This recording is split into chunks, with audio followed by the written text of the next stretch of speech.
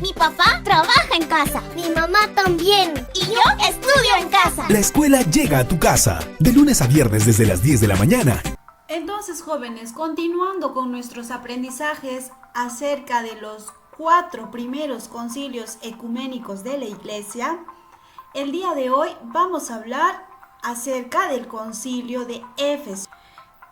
El propósito de esta sesión es descubrir la importancia de los primeros concilios ecuménicos en nuestras vidas y asumir las enseñanzas del magisterio de la Iglesia desde su fe que profesa.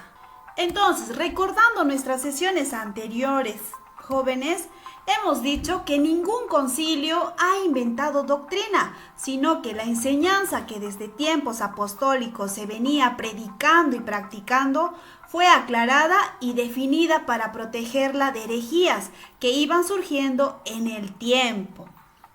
Además, hemos dicho que un concilio es una reunión de obispos y otras autoridades de la Iglesia para poder decidir sobre algún asunto de doctrina y disciplina. Entonces, jóvenes, el concilio de Éfeso inició el 22 de junio y culminó el 16 de julio del año 431 después de Cristo. El asunto más importante a definir era acerca de la naturaleza humana y divina de Jesucristo, ya que esto se suponía en toda la Iglesia.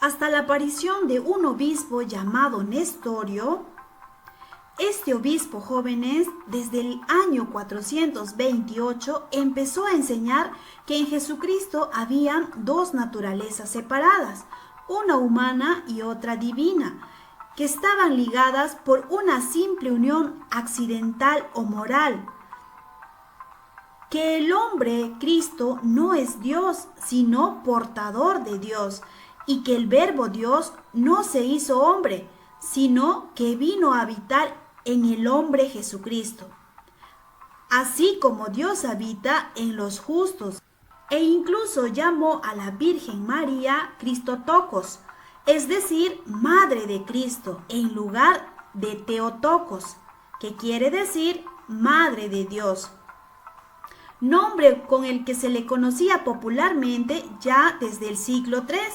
A este movimiento, jóvenes, se les llamó nestorianismo. Este obispo provocó un gran escándalo en la Iglesia, ya que consiguió muchos seguidores, y entre ellos al emperador romano Teodosio II. ¿Ustedes recuerdan quién convocaba los concilios? ¿Recuerdan?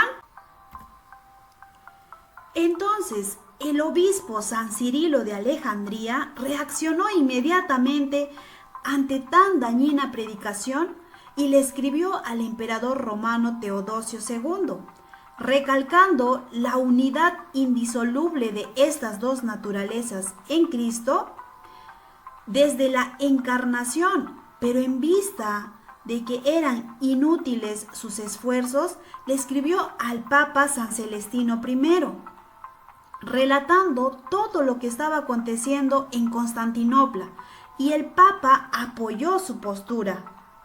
San Cirilo recibió una carta del Papa para Nestorio y la orden de llamarlo a arrepentirse de sus posturas, si quería seguir en el redil de la Iglesia.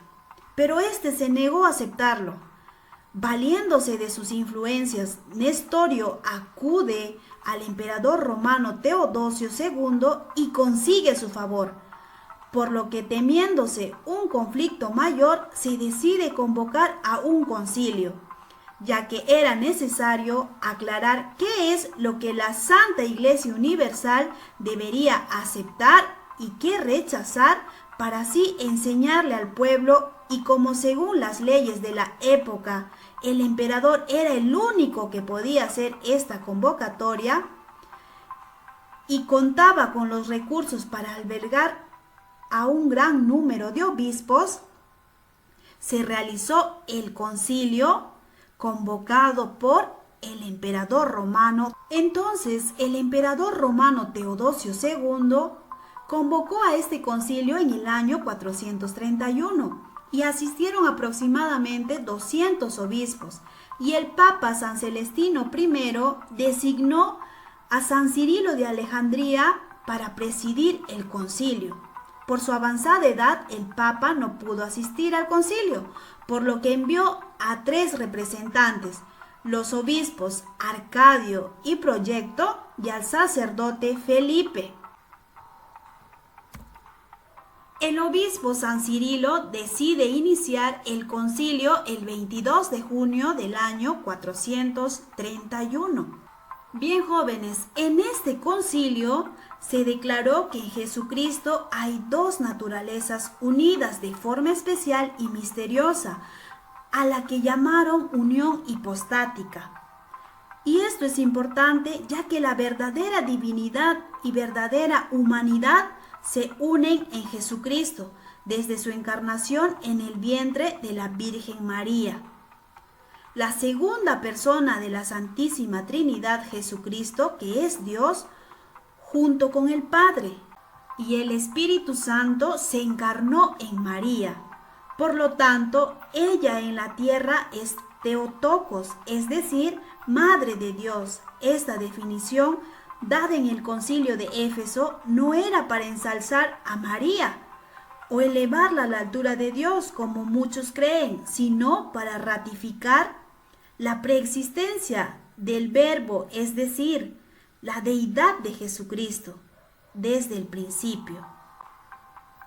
El concilio consideró herejías las enseñanzas de Nestorio, por lo que decidió elegir un nuevo obispo en su lugar para la sede de Constantinopla. Después de este concilio se produjo una auténtica explosión de devoción mariana y se construyeron muchas iglesias dedicadas a la Madre de Dios en gratitud de su sí al Padre. En conclusión, jóvenes, el concilio de Éfeso puso otra de las bases de la doctrina universal católica y ratificó la deidad de Jesucristo desde el vientre de su Santísima Madre, la Virgen María. Por lo tanto, no es errado llamarla Theotokos, es decir, Madre de Dios. Entonces, jóvenes, seamos fieles a las enseñanzas de nuestra iglesia, al igual que el gran San Cirilo de Alejandría. Muy bien, chicos, hemos llegado a la parte final de nuestra sesión del día de hoy, pero como toda la semana me despido de ustedes con la cita bíblica, que dice: Tú eres mi refugio y mi escudo.